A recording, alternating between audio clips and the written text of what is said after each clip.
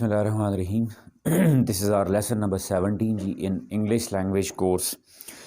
Previously, we talked about different structures in English language. As I always say, that if we want to speak, if we want to write, or if we want to understand through what listening or reading ji, we always need the structure of every language. कोई भी ज़ुबान मैंने सीखनी है तो मुझे उसका structure आना चाहिए.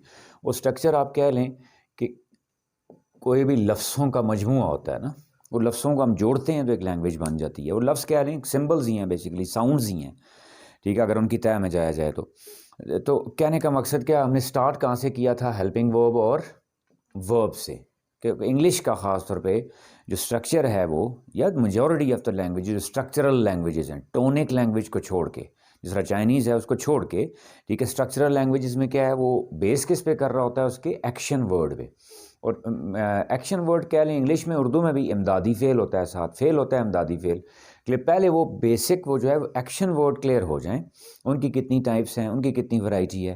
फिर उसके साथ साथ हम ऐड करते गए कि एक्शन वर्ड्स के साथ जो नाउन्स हैं, यानी ऑब्जेक्ट्स जो होते हैं, उनके एक्शन वर्ड्स के साथ अग्रीमेंट क्या होता है. हमने कहा नाउन सिंगुलर है, वर्ब भी सिंगुलर, नाउन प्लूरल है, वर्ब भी प्लूरल जी. फिर आहिस्ता आहिस्ता हम और एक्सटेंड किया, हमने क्या कहा जी, नाउन के साथ या एडजेक्टिव के साथ एक आर्टिकल भी आ रहा होता है, क्लियर, कोई प्रोनाउन भी आ रहा होता है. Then we move towards what जी, एडजेक्टिव, एडवर्ब, वो सारे सेगमेंट हम करते गए जी. am I clear जी. कंजंक्शन नाउ जी, रिफरिंग टू प्रपोजिशन जी. तो प्रपोजिशन एक ऐसा एरिया है जिसको आप कह सकते हैं कि जिसका कोई फिक्स्ड रूल नहीं है. Preposition is always linked with what जी, इट्स वर्ब. क्लियर, प्रपोजिशन किसके साथ जुड़ी होती है, वर्ब के साथ होती है. हर वर्ब की कह लें कि अपनी, मैं मिसाल से समझाऊं, जिस तरह हम उर्दू में यूज़ करते हैं जी, तरफ, ऊपर, नीचे. ठीक है, अब मैं तरफ का कहूँ जी उर्दू में, मुझे रूल समझा दे जी कि उर्दू में तरफ का क्या रूल है जी, कि वो एक डायरेक्शन शो करने के लिए होती है. क्लियर. तो इसी तरह इंग्लिश में भी कुछ हम रूल्स कर देते हैं जनरली, लेकिन वो हर जगह इम्प्लीमेंट नहीं हो सकते, because every verb is there with its own preposition जी. अब उसी वर्ब को मैं फ्रेजल वर्ब्स में अगर लेके जाऊँ, ठीक है, फॉर एग्जांपल जी, लुक मैं कहूँ नॉर्मली एक वर्ब है, ठीक है, क्योंकि प्रपोजिशन का एक स्ट्रेंज मैटर है कि proposition basically is there for noun और प्रोनाउन. प्रपोजिशन होती किसके लिए है, नाउन और प्रोनाउन के लिए, लेकिन अकॉर्डिंग टू क्या होती है, वर्ब.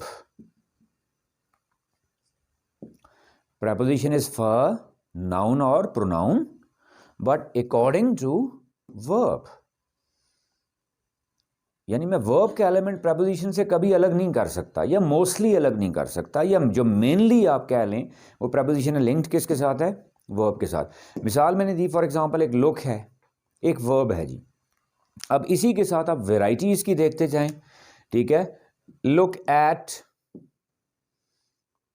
नॉर्मल देखने को भी कहते हैं, स्टेयरिंग की सेंस में भी आ जाता है.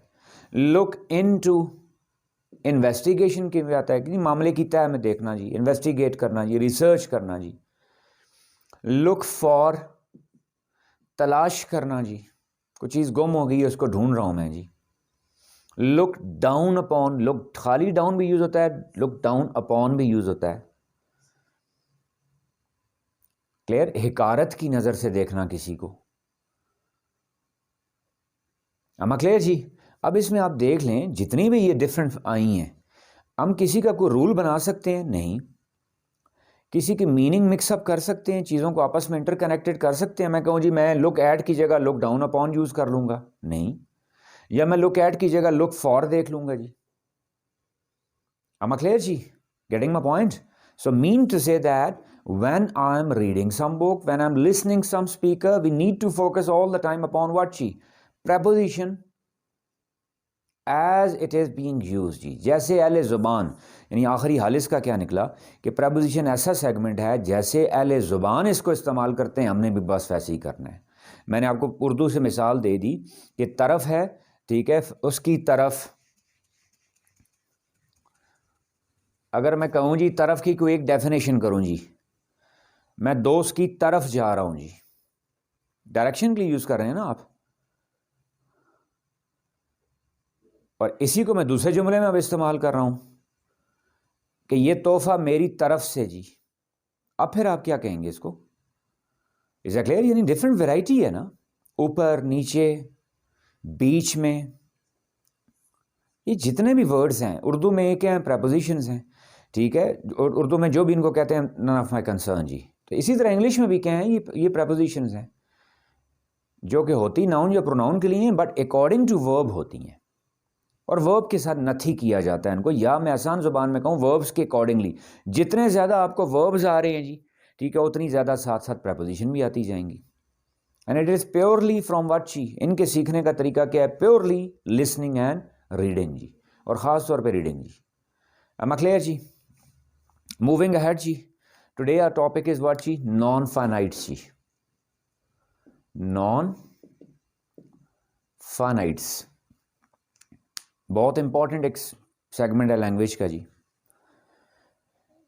कि ये नॉन फाइनाइट्स क्या होते हैं जी। पहले ज़रा जनरल उसका कॉन्सेप्ट मैं क्लियर कर लूँ कि ये अगर मैं नॉन फाइनाइट कह रहा हूँ तो इसका मतलब कुछ फाइनाइट भी होता है, फिर वो फाइनाइट क्या होता है और फिर ये नॉन फाइनाइट क्या है जी।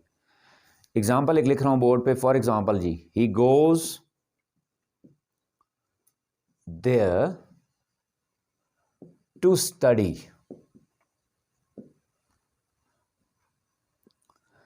अब इसको गौर से देखें जी, कि when I am saying that he goes there to study, तो इसमें फाइनाइट क्या है और नॉन फाइनाइट क्या है जी। फाइनाइट हम कहते हैं वो एक्शन वर्ड जो अपने सब्जेक्ट के नंबर डिपेंडेंट हो जी। फाइनाइट वर्ब, जिस तरह मैंने कहा सेंटेंस की बुनियाद ही किस पे होती है, वर्ब पे, फेल पे, एक्शन वर्ड पे। मैंने ज़ुबान कोई भी Urdu, Pashto, Hindko, Punjabi, Arabic, Persian, French, कोई भी ज़ुबान सीखनी है तो मुझे उसके क्या सीखने पड़ेंगे, वर्ब्स, और फिर साथ वोकैबलरी के लिए क्या, नाउन्स जी।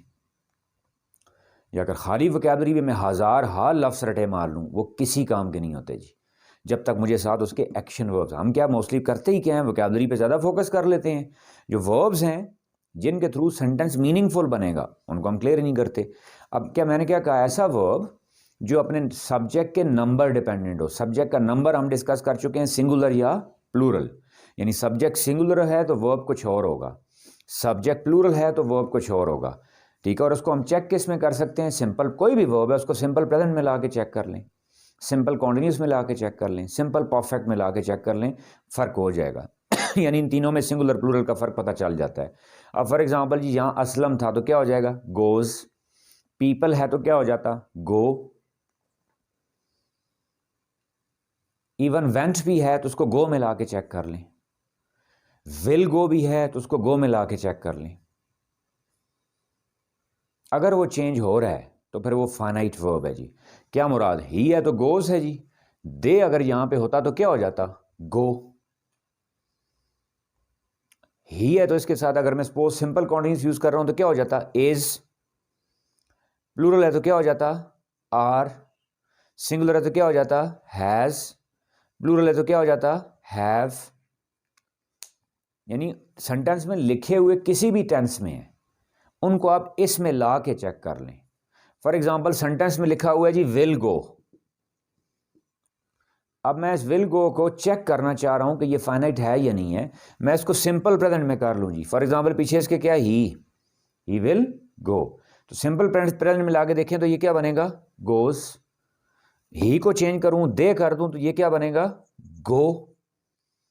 इसका मतलब ये ऐसा वर्ब है कि जो चेंज होता है अपने सब्जेक्ट के सिंगुलर या प्लूरल होने के साथ, ये भी सिंगुलर या प्लूरल होता है, यानी या इसकी फॉर्म चेंज होती है।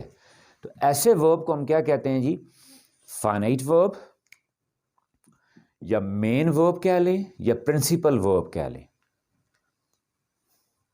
am I क्लियर जी?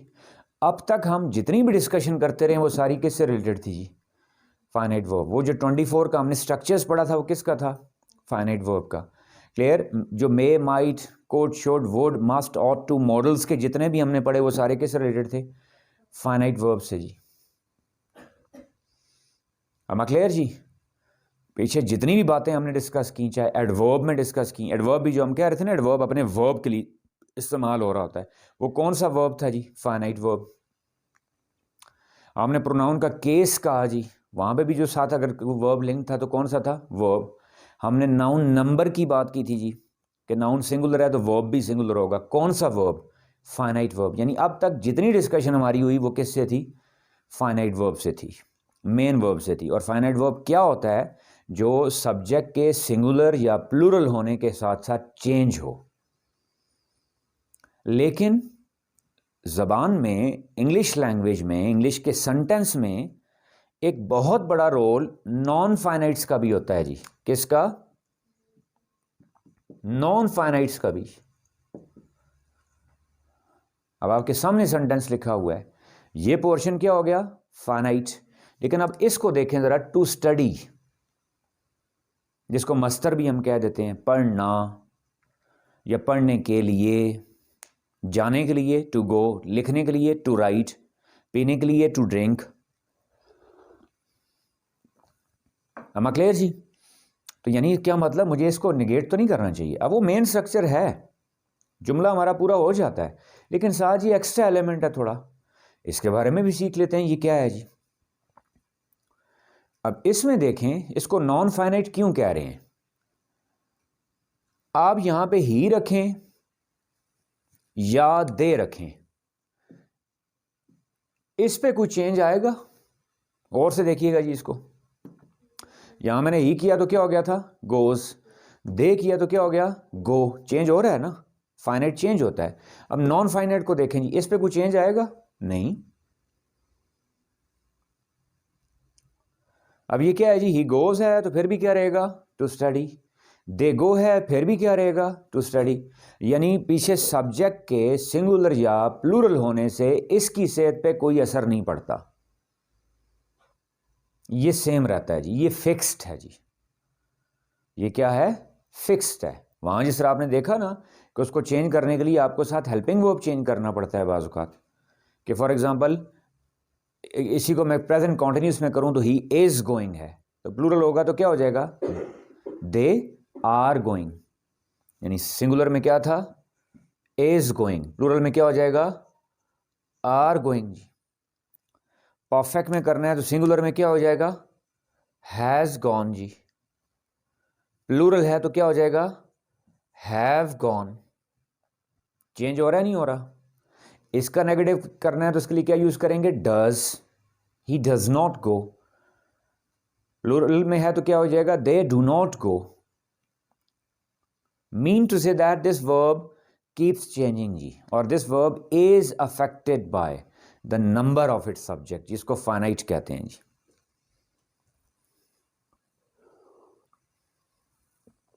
यानी महदूद है ये। फाइनाइट मतलब क्या? ये महदूद है अपने नंबर के साथ, सब्जेक्ट के नंबर के साथ, सब्जेक्ट के वाहिद जमा होने के साथ ये पाबंद है। सब्जेक्ट वाहिद है तो ये भी वाहिद होगा, सब्जेक्ट जमा है तो ये भी क्या होगा?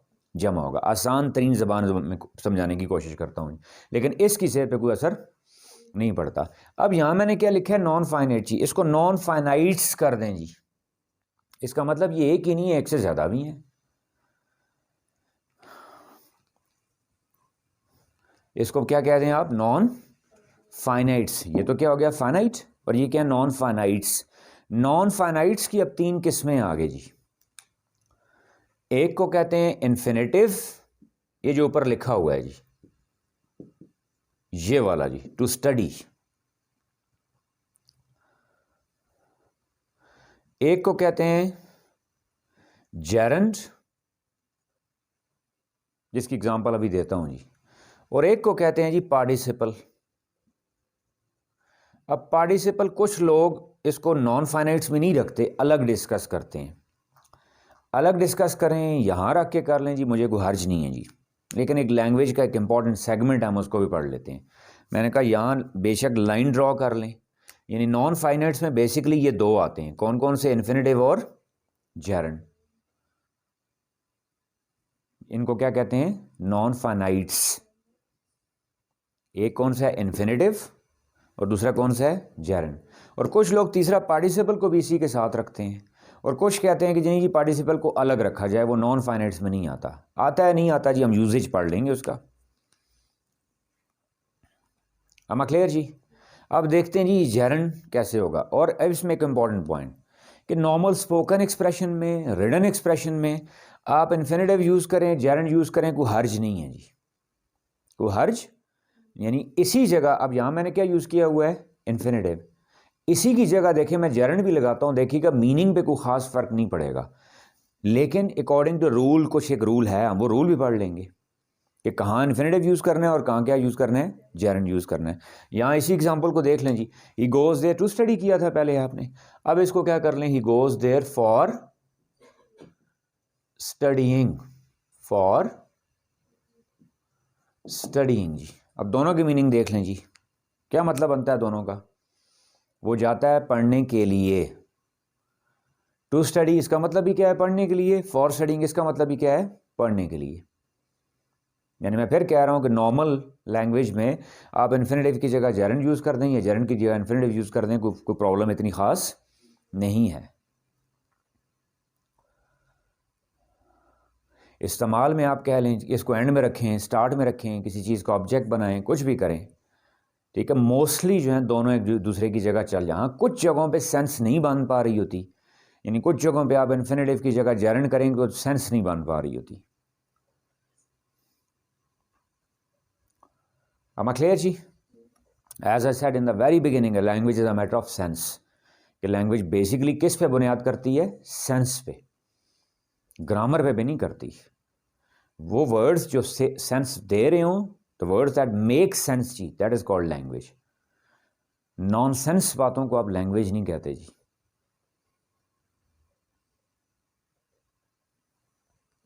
यानी मुझसे अगर कोई पूछे जी लैंग्वेज ग्रामर पे बेस करती है, तो मेरा सिंपल जवाब होगा नो।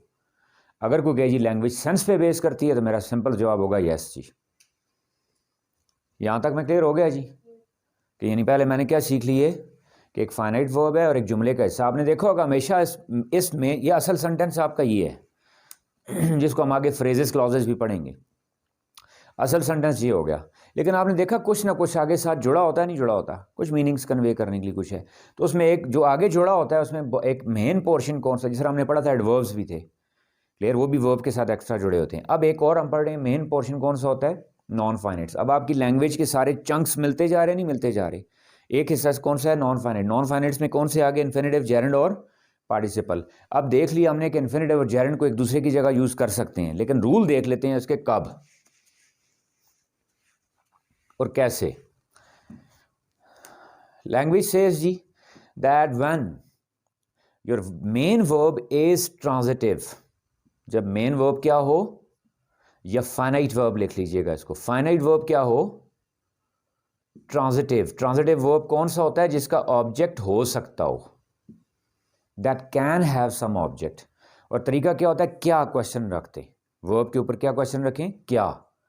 वो खाता है जी, क्या। वो लिखता है, क्या। वो पीता है, क्या। जहां पे क्या का आंसर आ जाए या आ सकता हो, वो ट्रांजिटिव वर्ब है।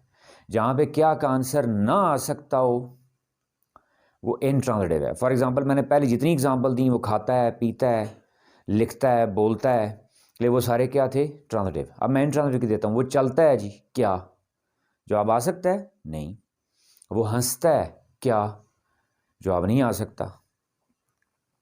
वो उड़ता है जी, क्या। जवाब आ सकता है। इसका मतलब लाफ, वॉक और फ्लाई ऐसे वर्ब्स हैं जो क्या हैं, इनट्रांजिटिव हैं।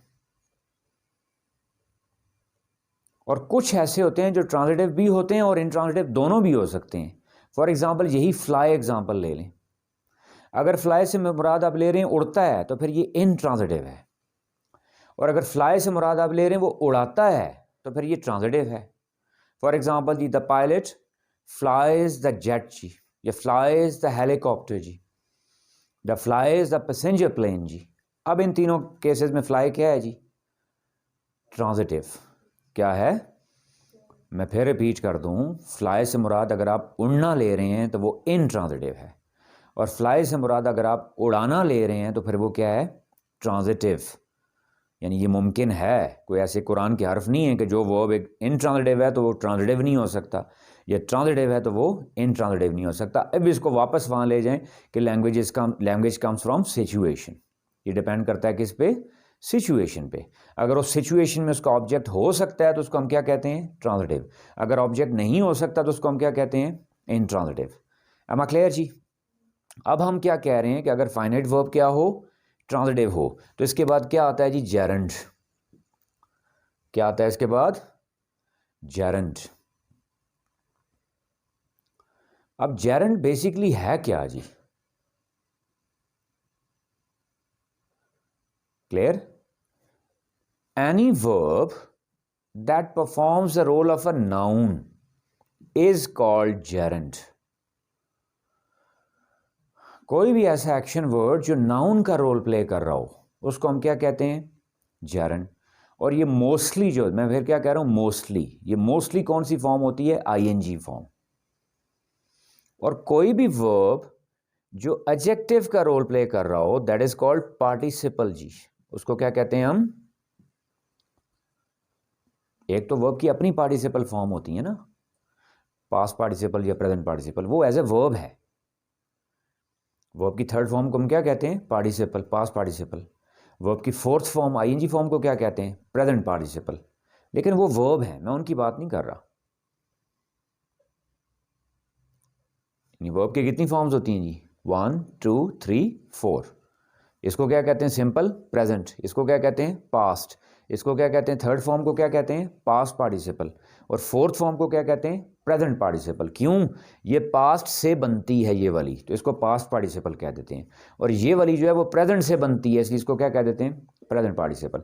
अब इन चारों में से ये चारों वैसे होती नहीं है, बेसिकली इसमें से ये दो फॉर्म्स, कौन सी, तीसरी या चौथी फॉर्म, वर्ब की फॉर्म्स जो एडजेक्टिव का रोल प्ले करें उसको क्या कहते हैं, पार्टिसिपल। और ये मोस्टली कौन सी फॉर्म होती हैं, थर्ड एंड फोर्थ जी। फॉर एग्जांपल थर्ड फॉर्म की एग्जांपल देखें, एक्सपीरियंस्ड टीचर। यहाँ पे अब एक्सपीरियंस्ड क्या है जी, थर्ड फॉर्म है। किसका रोल प्ले कर रही है, वर्ब का नहीं, किसका रोल प्ले कर रही है, एडजेक्टिव का। तो इसको फिर मैं क्या कहूँगा, पार्टिसिपल। फोर्थ फॉर्म की एग्जांपल देख लें जी, interesting movie. Interesting fourth form है या नहीं है, टू टेक इंटरेस्ट वर्ब की फर्स्ट फॉर्म है, दिलचस्पी लेना, उसी से इंटरेस्टिंग फोर्थ फॉर्म। और फोर्थ फॉर्म के साथ मैं क्या उसको क्या क्या यूज़ कर रहा हूँ, एज ए एडजेक्टिव, तो ये पार्टिसिपल है। अब वापस आए जी जेरंड की तरफ जी। तो जेरंड में समझ गया, जेरंड क्या होता है जी, वो वर्ब जो किसका रोल प्ले कर रहा हो, नाउन का। जनरल कॉन्सेप्ट दे रहा हूं उसका। अब और कितने रोल्स हैं, दर्जनों हो सकते हैं, मुझे कोई एतराज़ नहीं, मैं जनरल रोल की बात कर रहा हूं।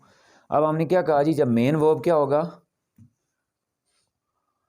ट्रांजिटिव, तो उसके साथ क्या आएगा, जेरंड। और दूसरा हम कह रहे हैं कि जब मेन वर्ब या फाइनाइट वर्ब जो है वो क्या हो, इनट्रांजिटिव। यानी इनट्रांजिटिव से मुराद क्या है, उसका ऑब्जेक्ट ना हो सकता हो जी, तो उसके साथ क्या आता है फिर जी, पार्टिसिप इन्फिनेटिव। उसके साथ क्या आता है, इन्फिनेटिव। ये आया है, याद रखिएगा जी।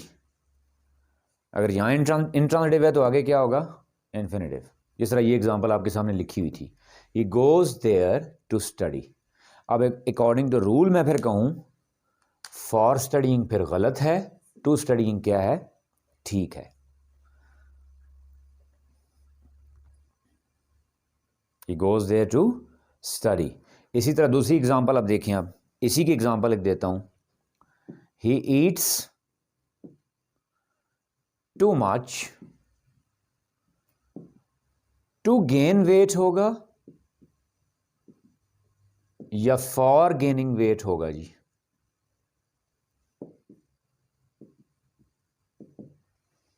विच वन इज करेक्ट जी। पीछे वर्ब देख लेना, ही ईट्स वो खाता है, क्या खाता है, कुछ ऑब्जेक्ट होगा ना, ट्रांजिटिव है तो ट्रांजिटिव के साथ आगे क्या आता है, जेरंड। तो जेरंड फॉर्म कौन सी है जी, फॉर गेनिंग वेट। यानी इस इंस्टेंस में फॉर गेनिंग वेट ठीक है, टू गेन वेट गलत है अकॉर्डिंग टू रूल।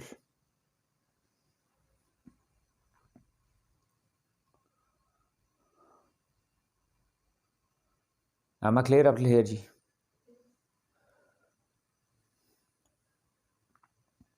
यानी हमने क्या कहा कि सेंटेंस में फाइनाइट वर्ब के साथ आगे एक और पोर्शन भी है जिसमें इन्फिनेटिव भी आ सकता है और जेरंड भी आ सकता है जी। गॉट इट जी। अब इनको वन बाय वन अलग करके देख लेते हैं जी, चाहे वो इन्फिनेटिव है, चाहे वो जेरंड है, चाहे वो पार्टिसिपल है जी।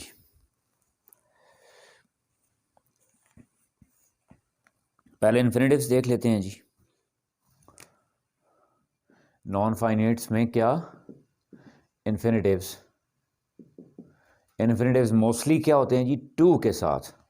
यानी एक को सिंपल इन्फिनेटिव कहते हैं जी, जो एक्टिव होगा तो उसमें टू के बाद वर्ब की फर्स्ट फॉर्म होगी जी। ये कौन सा है जी, सिंपल इन्फिनेटिव जी। इसको क्या कहते हैं, सिंपल इन्फिनेटिव।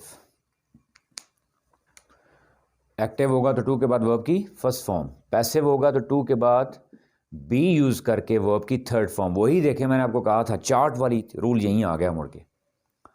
मैंने क्या कहा था, will shall, may might, can, could, would, should, must, ought to और इन्फिनेटिव्स, इन सारों का एक ही रूल है। वहां पे भी क्या था, विल शैल के बाद फर्स्ट फॉर्म सिंपल में। पैसिव करना है तो क्या हो जाएगा, टू बी थर्ड फॉर्म। अब इसी देखें, वही जी, वही रूल यहाँ ले आए। कॉन्टिन्यूटी लेके आनी है तो क्या करना चाहिए मुझे जी, to be I N G. वहां क्या था, will shall be I N G, may be I N G, can be I N G. तो यहां क्या हो गया, to be I N G. Example देख लें इसके जी, ही इज देयर। अब मैं सब्जेक्ट पे फोकस कर रहा हूं जी, to sell the car, to sell the car. अब बंदा कहीं खड़ा है, किसी शोरूम पे खड़ा है, कुछ है, मैं कॉल करता हूं, मैं पूछता हूं जी, सपोज जी वहां फलां बंदा असलम क्यों खड़ा है जी, आप कहें जी he is there to sell the car. अब यहां देख लें जी कि अब हम बात करें अगर अहमियत की, तो यहां फाइनाइट कौन सा है जी, इज। फाइनाइट वर्ब कौन सा है, इज। और इन्फिनेटिव कौन सा है, टू सेल। अब ज्यादा इंपॉर्टेंट चीज कौन सी है, दोनों हैं जी, बल्कि ये ज्यादा इंपॉर्टेंट है। सम टाइम आपका इन्फिनेटिव मेन वर्ब से भी ज्यादा इंपॉर्टेंट हो जाता है, क्योंकि असल मीनिंग वो कन्वे कर रहा होता है। मैं पूछा क्या है कि वो बंदा वहां कौन है, ये नहीं पूछा, वो बंदा वहां क्यों है, क्या कर रहा है। तो उसका जवाब किस में आ रहा है, to sell the car. He is there to sell the car. अब इसी की देखें पैसिव सिचुएशन है, गाड़ी वहां पे खड़ी है, अगर मैं उसका पूछता हूं जी वो गाड़ी शोरूम पे क्यों खड़ी है जी, the car is there to be sold, to be बिकने के लिए खड़ी है जी। अगर रिपेयर होने के लिए खड़ी है तो फिर मैं क्या लिखूंगा, टू बी रिपेयर्ड। क्लियर जी, टू बी रिपेयर्ड या to be done.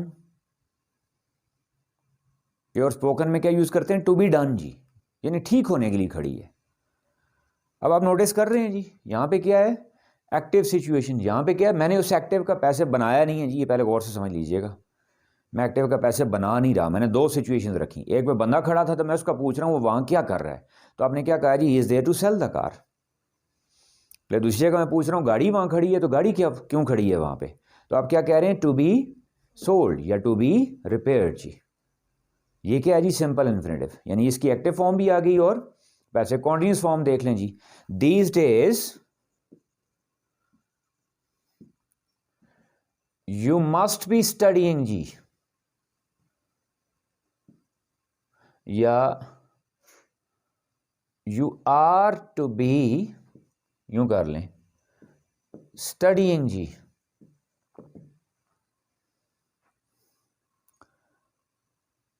Not to be sleeping all the time जी, इन अ लाइटर नोट जी, as she goes always.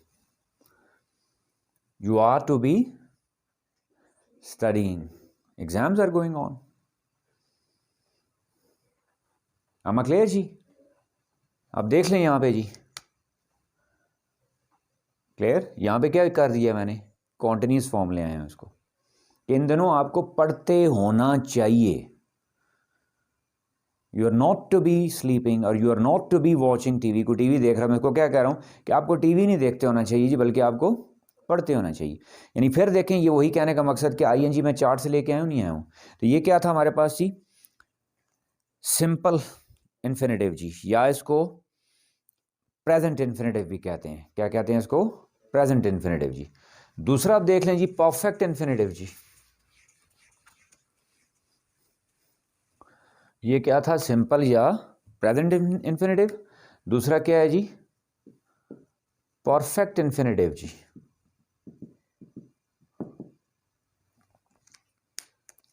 इसमें क्या होगा जी, to have third form active में, और पैसिव में देखें जी to have been third form. और देखें फिर वही बात, ये हैव थर्ड फॉर्म में कहाँ से लेके आया हूँ, चार्ट से।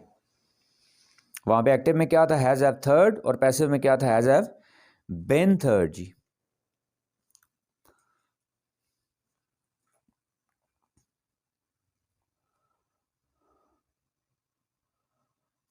मैं clear ji.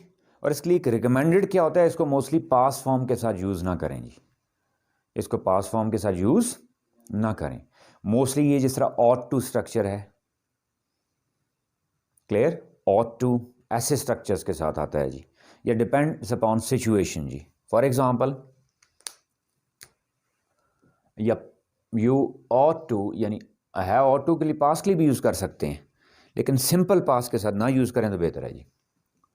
You ought to have completed your task, आपको अपना काम कंप्लीट कर चुके होना चाहिए था, या कर चुके होना चाहिए। You ought to have completed जी। Am I clear जी? He ought to have, suppose किसी का एक्सीडेंट हुआ है, कोई बंदा हिट करके भाग गया है जी, आप क्या कह रहे हैं कि अखलाकी तौर पे तो ये चाहिए था कि इसको हॉस्पिटल पहुंचाया जाता। He ought to have been taken to hospital। Even कोई क्रिमिनल भी है, कुछ भी है, अगर वो जख्मी हो गया, ठीक है, लोग पकड़ के उसको मारना शुरू हो गए हैं, तो मैं क्या कहता हूँ, ठीक है जी वो क्रिमिनल है, लेकिन उसको उस वक्त जान बचाने के लिए कहाँ ले जाना चाहिए था, हॉस्पिटल जी। गॉट माय पॉइंट जी। He ought to have been taken to hospital ji.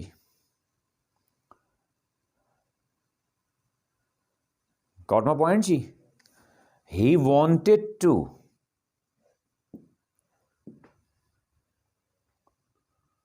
Have been, he wanted to have been cared for जी। वो चाहता था कि उसकी केयर की जाती रहती।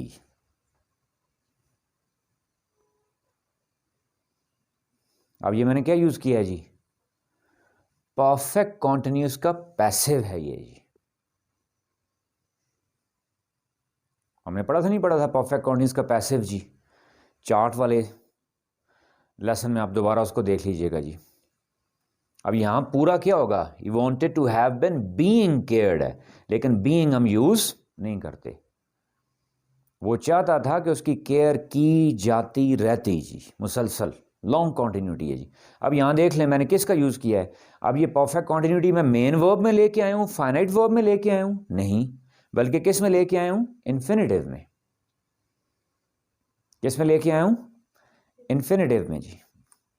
We talked about what जी, the difference between finite and infinite जी, कि हमने कहा कि सेंटेंस में एक मेन हिस्सा जो होता है, मेन रोल जो होता है, वो क्या होता है, फाइनाइट वर्ब का होता है।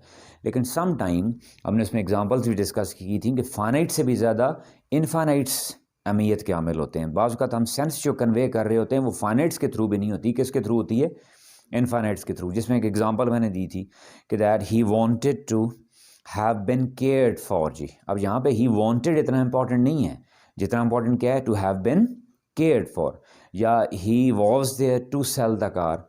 अब यहाँ पे ही वॉज देयर इतना इंपॉर्टेंट नहीं था जितना इंपॉर्टेंट क्या था, टू सेल द कार। यानी असल जो मीनिंग है, असल बात जो है वो किसके थ्रू कन्वे हो रही थी, इनफाइनाइट्स के थ्रू।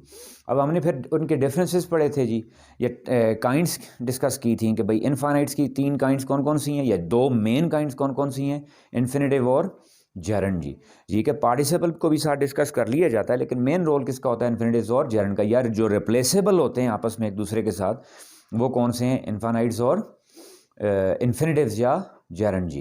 तो लास्ट टाइम हमने इन्फिनेटिव्स डिस्कस किए थे, नाउ मूविंग अहेड जी, क्लियर, विद व्हाट, जेरंड जी।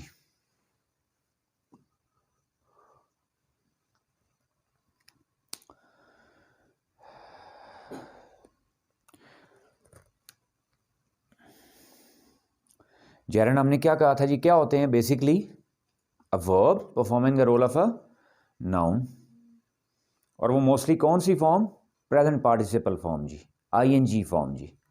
जिस जिस तरह जी, he got a smiling face जी। अब यहां पे देखें स्माइलिंग है तो ये क्या है, पार्टिसिपल है जी। ये क्या है, पार्टिसिपल है। क्यों, ये एडजेक्टिव का रोल प्ले कर रहा है, किसके लिए, इस नाउन फेस के लिए।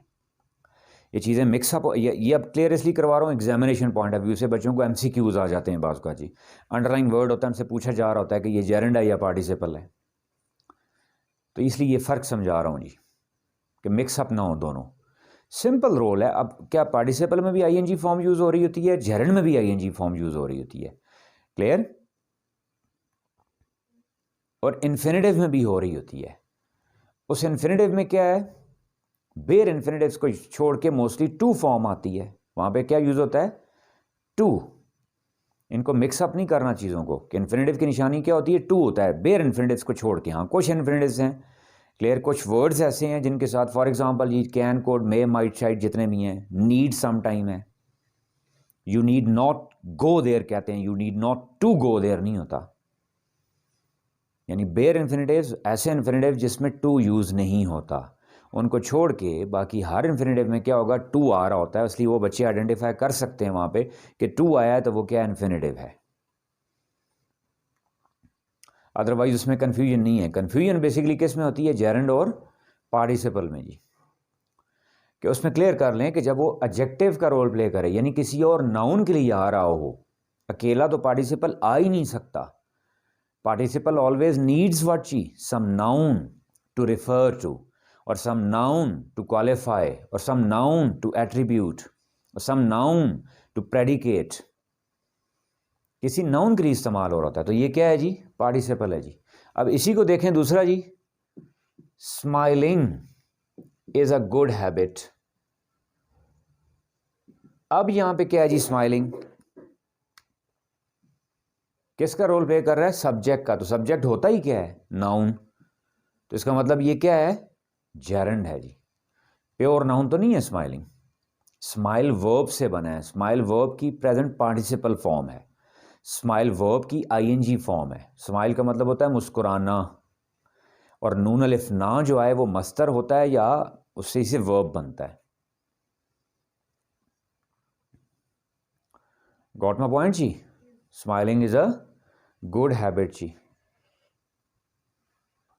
क्लियर। या I don't like his smiling all the time जी, मुझे उसका हर वक्त मुस्कुराना अच्छा नहीं लगता जी। अब यहां देखेंगे स्माइलिंग, अब अगर मैं हिज कहूं तो क्या होता है, पॉजेसिव एडजेक्टिव है ये जी, हिज क्या है, पॉजेसिव एडजेक्टिव है, तो ये क्या है, साथ उसका नाउन बन रहा है जी।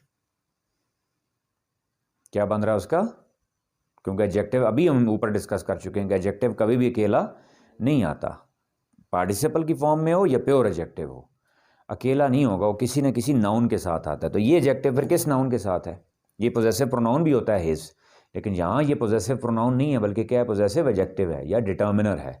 तो इसके साथ क्या आता है जी, नाउन जी। अब इस नाउन को मैं क्या कहूँ, ये प्योर नाउन है, नहीं, ये किससे बना है, वर्ब से, वर्ब की आईएनजी फॉर्म से। तो ऐसे नाउन को हम क्या कह रहे होते हैं, जेरेंड। क्या कहते हैं इसको जी, जेरेंड जी।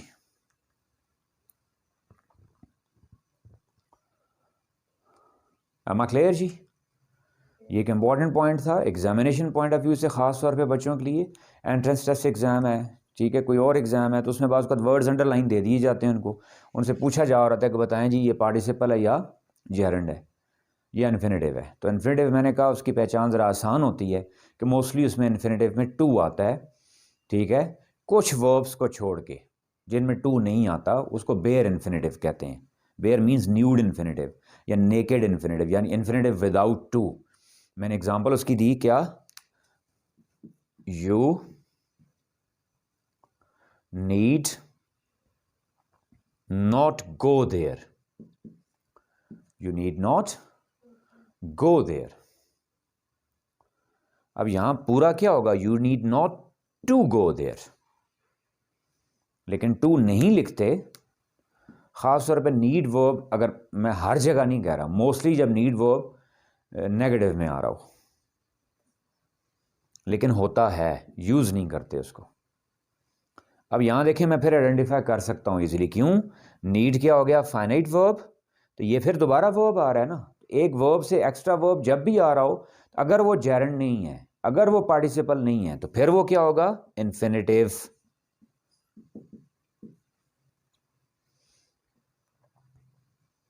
ये खास तौर पे मैं स्टूडेंट्स के लिए ये टिप दे रहा हूं जी, कि अक्सर बच्चे कंफ्यूज होते हैं इन्फिनेटिव्स में, जेरेंड में, पार्टिसिपल को आइडेंटिफाई करने में। एग्जामिनेशन पॉइंट ऑफ व्यू से कह रहा हूं, बोलने में इनके कोई इतना सख्त हर्ज नहीं है। आप इन्फिनेटिव की जगह जेरेंड यूज कर लें, जेरेंड की जगह इन्फिनेटिव कर लें, कोई हर्ज नहीं है, मीनिंग कन्वे करने होते हैं।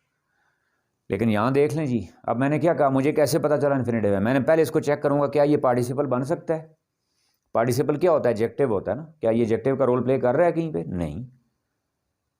फर्स्ट फॉर्म तो एडजेक्टिव बन ही नहीं सकती, अगर बनेगी भी तो कौन सी बनेगी, थर्ड फॉर्म या फोर्थ फॉर्म। फिर मैं चेक करूंगा जी क्या ये जेरेंड बन रहा है, और जेरेंड का रोल क्या होता है जी, वो नाउन का, और नाउन का रोल मोस्टली क्या होता है, या सब्जेक्ट या सेंटेंस में ऑब्जेक्ट। अब ऑब्जेक्ट तो बन सकता है किसी तरह से, अगर मैं या ऑब्जेक्ट की जगह पे तो नजर आ रहा है, लेकिन क्या वो उसकी क्या आईएनजी फॉर्म थी, कौन सी फॉर्म थी वो, आईएनजी। तो यहां क्या आईएनजी फॉर्म है,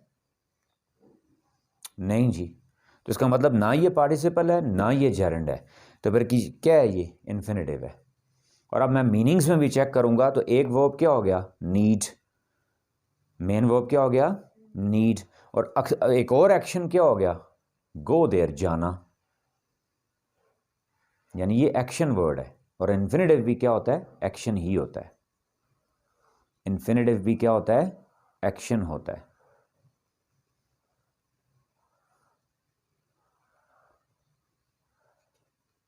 हम क्लियर जी, अगरचे उस एक्शन को आप जेरेंड से भी रिप्लेस कर सकते हो, लेकिन वो आईएनजी फॉर्म होती है। कौन सी फॉर्म होती है वो, आईएनजी जी। हम क्लियर जी अप टिल हियर।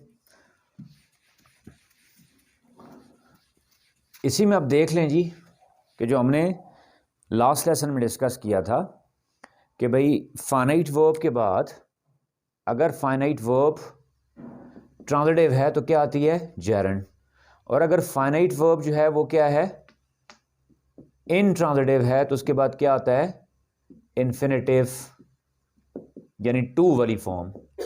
ये कौन सी होती है, आईएनजी फॉर्म। उसी में इंपॉर्टेंट एक देख लें कि कुछ वर्ब्स खास तौर पे आपके ऐसे होते हैं जिनके साथ टू प्रेपोजिशन आ ही नहीं सकती। जिन वर्ब्स के साथ टू प्रेपोजिशन, एक तो रूल हमने क्या पढ़ा था कि ट्रांजिटिव हो तो उसके साथ क्या आएगा, जेरेंड आएगा, तो उसकी एग्जांपल हमने पिछले लेसन में डिस्कस कर ली थी। इनट्रांजिटिव हो तो क्या आएगा, इन्फिनेटिव आएगा। अब एक और हम एस्पेक्ट देख रहे हैं कि कुछ वर्ब्स ऐसे हैं जिनके बाद प्रेपोजिशन टू नहीं आती, कोई और प्रेपोजिशन आती है, उनकी अपनी प्रेपोजिशन होती है, तो फिर वहां भी हम क्या यूज करेंगे, फिर जेरेंड जी। ऐसे वर्ब्स के बाद फिर क्या यूज करेंगे, जेरेंड जी। फॉर एग्जाम्पल जी, ही इंसिस्टेड, एग्जाम्पल लिख लीजिएगा जी, ही इंसिस्टेड। अगर मैं कहूं जी टू गो देयर जी, नाउ यू नो बेटर जी कि इंसिस्ट के लिए मोस्टली कौन सी प्रेपोजिशन यूज की जाती है, या ऑन या अपॉन। ऑन अपॉन मोस्टली ऐसी प्रेपोजिशंस हैं जो एक दूसरे को रिप्लेस करती हैं जी। तो अब यहां देख लें जी, मुझे क्या मजबूरी में यूज करनी पड़ रही है, टू, तो ये गलत है जी। तो फिर ठीक क्या होगा जी इसका, he insisted upon going there, तो इसका मतलब मैं यहां फिर इन्फिनेटिव नहीं यूज करूंगा, क्या यूज करूंगा, जेरेंड। तो रूल क्या इस्टेब्लिश हुआ, ऐसे वर्ब्स जिनके बाद प्रेपोजिशन टू ना आती हो या ना आ सकती हो, ये यूजली ना इस्तेमाल की जाती है, उनकी कोई और प्रेपोजिशन हो, तो उसके बाद आप फिर क्या यूज़ करें, जेरंड यूज़ करें जी, इन्फिनेटिव यूज़ ना करें। am I clear up till here जी। नेक्स्ट है जी इसमें पार्टिसिपल जी।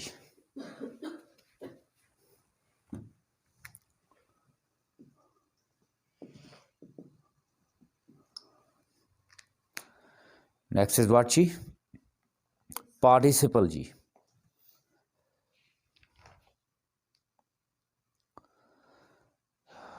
पार्टिसिपल की पहले काइंड्स देख लें जी। पार्टिसिपल जिस तरह हम पहले डिटेल में डिस्कस कर चुके हैं, फिर बता दूं कि वो वर्ब या वर्ब की फॉर्म मोस्टली वो थर्ड और फोर्थ फॉर्म होती है। क्लियर, वो वर्ब की फॉर्म जो किसका रोल प्ले करे, एडजेक्टिव का, उसको हम क्या कह रहे होते हैं, पार्टिसिपल जी जनरली। अब आप इस बहस में पड़ जाएं जी फलां रोल भी होता है, फलां रोल भी होता है, तो होते हैं 10 रोल भी हो सकते हैं, 50 भी हो सकते हैं, कोई डिबेट नहीं है इसमें। हम जनरल एक पहले किसी भी चीज़ का जनरल कॉन्सेप्ट क्लियर करना होता है जी, फिर आगे उसकी माइन्यूट डिटेल्स जो हैं या डिफरेंसेस जो हैं या जो क्लासिफिकेशंस हैं वो हम कर सकते हैं। जनरल एक कॉन्सेप्ट ही नहीं क्लियर, ठीक है, तो मैं डिफरेंसेस निकालता फिर हूँ उसका। अब इसमें क्या है जी, कौन कौन सी इसकी टाइप्स हैं जी। फर्स्ट वन जी, प्रेजेंट पार्टिसिपल।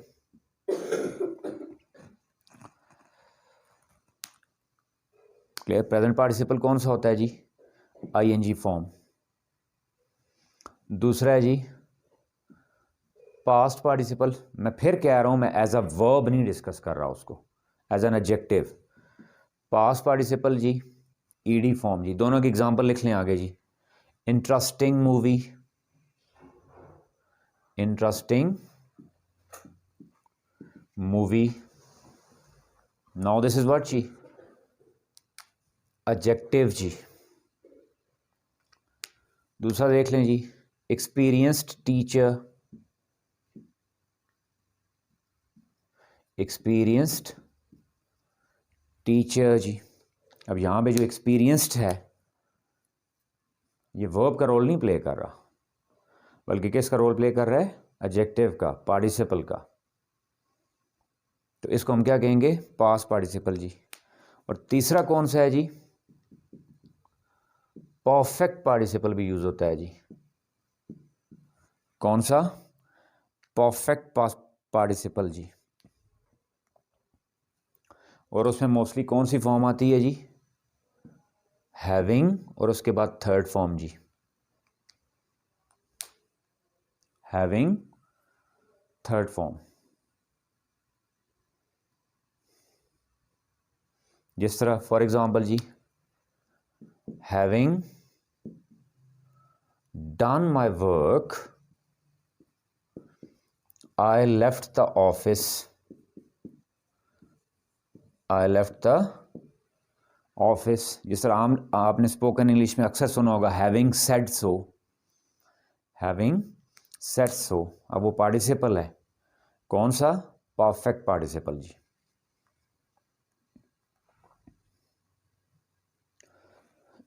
और मोस्टली आपको जो कंफ्यूज करता है वो प्रेजेंट पार्टिसिपल मिक्सअप करता है जेरंड के साथ जी। तो उनकी मैंने सिंपल निशानी वहां बता चुका हूं, जेरंड अलोन आएगा, हमेशा अकेला आएगा, इंडिविजुअल आएगा, उसके साथ कोई नाउन अटैच नहीं होगा वहां पे, या नाउन मेंशन नहीं होगा।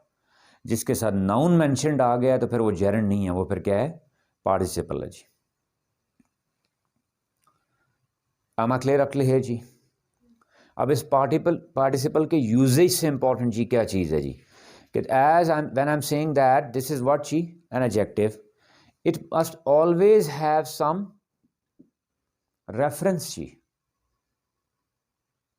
क्लियर, और सम नाउन और object to be referred to.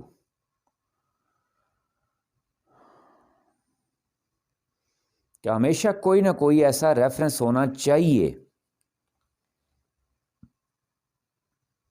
जिसका ये एडजेक्टिव बने। खाली एडजेक्टिव अलोन एग्जिस्ट नहीं कर सकता। क्लियर, फॉर एग्जांपल जी, entering the room, entering the room book was found जी, बुक वॉज फाउंड। अब यहां मैं कहूं जी एंटरिंग द रूम जी, कमरे में दाखिल होते ही वहां एक किताब मिली जी। बज़ाहिर तो आप कहें ये ठीक है सेंस नहीं, लेकिन पूरी कंप्लीट सेंस नहीं है। फिर वही बात मैं करूं language is based upon sense, थोड़ा सा ये नॉनसेंस स्टेटमेंट है जी, या इनकम्प्लीट सेंस वाली स्टेटमेंट है जी। देख लें इसमें हु एंटरिंग द रूम जी, यानी एंटर, यहां किसी को एंटरिंग अगर मैं एडजेक्टिव कहूं पार्टिसिपल बन रहा है तो किसका बन रहा है, तो करेक्ट क्या होगा जिसको गौर से देखिएगा जी, entering the room I found the book जी।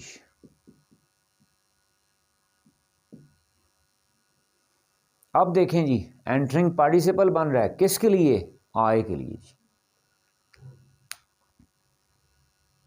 यानी पूरा अगर मैं इसको कहूं तो या यूं भी कह सकता हूं वाइल एंटरिंग द रूम जी, while entering the room I found the book. यानी आपने यहां नोट किया कि मैंने इवन उसकी वॉइस भी चेंज कर दी है। अब इसको वॉइस वाले कॉन्सेप्ट से लिंक करें, यहां पे हमने क्या कहा था, वॉइस बनती नहीं है, it depends upon the situation. यहाँ सिचुएशन ऐसी थी कि जो मैंने पहले पैसिव वॉइस की सिचुएशन यूज़ की थी वो बिफिटिंग नहीं थी, या वो इतनी कंप्लीट सेंस नहीं कन्वे कर रही थी। इसलिए ज़्यादा बेहतर तौर पे सेंस किस में कन्वे हो रही है, एक्टिव अप्रोच में। इसलिए मैंने इवन उसका स्ट्रक्चर ही बदल दिया है, वॉइस ही बदल दी है। पहली एग्जांपल में देखें entering the room book was found था, entering the room book was found, कोई सेंस नहीं बन रही। फिर मैंने क्या किया, entering the room I found the book जी। अब मैंने किया क्या है, उसकी वॉइस ही बदल दी है। पहले वो क्या था, पैसिव वॉइस में, अब मैं उसको किस में यूज़ कर रहा हूँ, एक्टिव वॉइस में। यानी मैंने बनाया नहीं है, सिचुएशन डिमांड कर रही थी कि it must be there in active जी। एम आई क्लियर जी। दूसरी एक और एग्जांपल देख लें जी,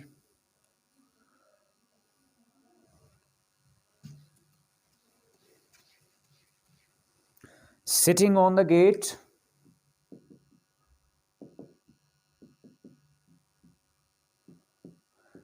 a snake bit him ji,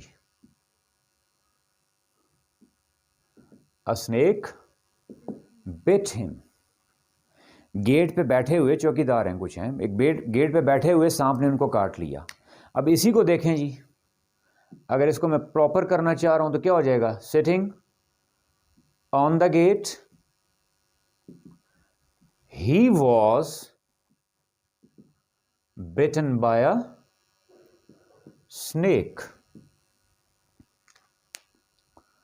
am I clear जी। गेट पे बैठे हुए उसे एक सांप ने काट लिया। फिर यहां देखें मैंने वही वॉइस चेंज की है नहीं की, क्यों, मेरे पास ये पार्टिसिपल था लेकिन इसका कोई रेफरल नहीं था, या कोई ऐसा ऑब्जेक्ट नहीं था जिसके लिए एडजेक्टिव बने। अब यहां देखें ही आ गया नहीं आ गया, यानी पूरा अगर मैं करूं तो क्या हो जाएगा, while sitting on the gate he was bitten by a snake. यानी कहने का क्या मकसद जी, कि पार्टिसिपल अलोन नहीं होना चाहिए, अगर पार्टिसिपल के साथ आप कुछ उसका रेफरेंस नहीं दे रहे तो वो गलत हो जाएगा जी। गॉट द पॉइंट जी। That's all for today ji.